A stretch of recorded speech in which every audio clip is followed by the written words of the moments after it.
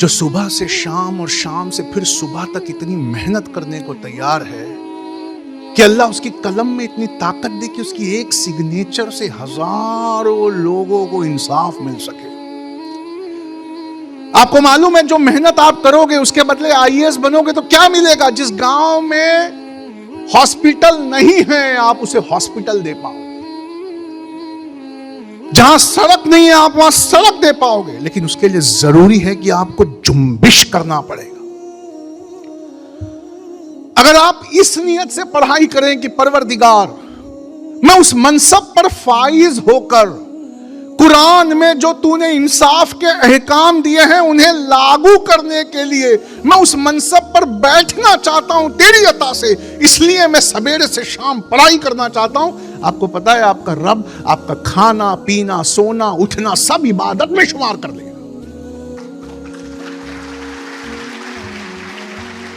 आपको शायद रोजे महशर इतने नफिल नमाज पढ़ने का सवाब मिले जो आपने पढ़ी भी नहीं है। आप अपने रब से पूछेंगे मौला मैंने तो इतने रोजे नहीं रखे थे, इतनी नमाजें नहीं पढ़ी थी। अल्लाह खुश होकर कहेगा तूने मेरी आयत के एक अहकाम को नाफिज करने के लिए सवेरे से रात मेहनत की थी। तूने गुजरात सार्वजनिक मंडल ने जो कोचिंग सेंटर आईएएस का यहां खोलने की कोशिश की उसमें डूब कर तैयारी की थी बेटा। दरअसल तूने मेरे अहकाम को लागू करने के लिए अपनी जान लगाई थी, उसके बदले ये सब ले ले, उसके बदले ये सब ले ले। अगर इक्तिदार वाली पोस्टों पे नहीं जाओगे, अगर आने वाली टेक्नोलॉजी को सीख कर उस पे काबिज नहीं होगे, अगर अपनी मेहनत से कोई हलाल बिजनेस खड़ा नहीं करोगे, अगर कुछ बदलने लायक अभी से पढ़ने का तरीका नहीं चेंज करोगे तो याद रखना जिंदगी भर दूसरों की जूतियां उठाओगे, जिंदगी भर दूसरों की जूतियां उठाओगे, दूसरों के तलवे चाटोगे। और तलवे चाट कर जब आओगे ना तो 5 बार असली आका के सामने सिर झुकाने का एहतमाम करोगे।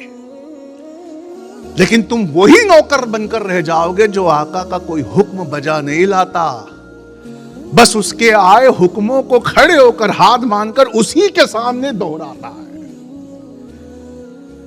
अगर तुम चाहते हो कि रोजे महशर तुम्हें माफ कर दिया जाए तो इसके लिए भी जरूरी है कि तुम किसी ऐसे मनसब ऐसी पोस्ट की तैयारी करो जहां कम से कम एक आयत जो इंसाफ पर आई है, एक आयत जो गरीबों के हक पर आई है उसे काबिज कर सको। इसके लिए भी अगर तैयारी कर दोगे तो तुम्हारी पूरी जिंदगी जाहिद की जिंदगी में शुमार की जाएगी। वरना तुम्हारी खाली सलामी है वो नमाज जो तुम्हारे मुंह पर मार दी जाएगी। ऐसा नौकर अव्वल दर्जे का झूठा और बेईमान होता है। जबान से अल्लाह को आका कहता है लेकिन अमल से सारी दुनिया को आका कहता फिरता है। रोजे नमाज तस्बीह तिलावत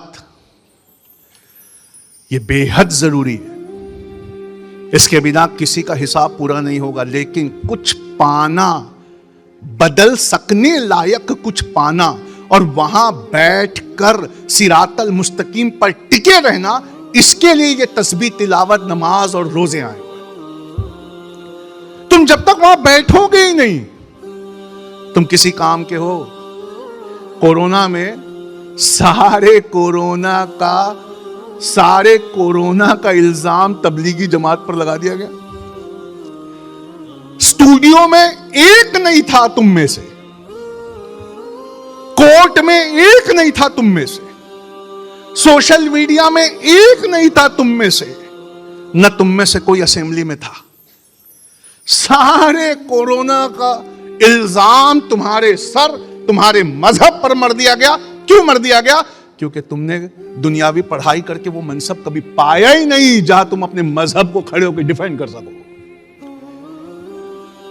और अभी दरगाह जिहाद के नाम से तुम्हारे बुजुर्गों की कब्रें तक ढा दी जा रही है, पर तुम फिर इन जगहों पे नहीं हो। नूह हरियाणा में 1208 घरों को गिरा दिया गया। उन घरों के टूटे हुए मलबों में सस्ती चीजें समेटती माएं, वो तुम्हारी तरफ देखकर पूछ रही है तुम में से कोई मेहनत करने वाला? वो तुम्हारी तरफ देखकर जेलों में मार खाते बेगुनाह लोग और बाहर सिसक कर भीख मांगते उनके बच्चे तुम्हारी तरफ देख रहे हैं कि है तुम में से कोई तैयारी करने वाला? है कोई ऐसा वकील तुम में? है कोई माई का लाल जो इतना गोल्ड मेडल ले आए वकालत में कि उन लोगों की बेगुनाहों की जमानत करवा सके? दुनिया कहती है मुसलमान सबसे ज्यादा जेल में है। दुनिया जानबूझकर पूरा सच नहीं बताती। सबसे ज्यादा बेगुनाह जो कौम जेल में है वो हम हैं।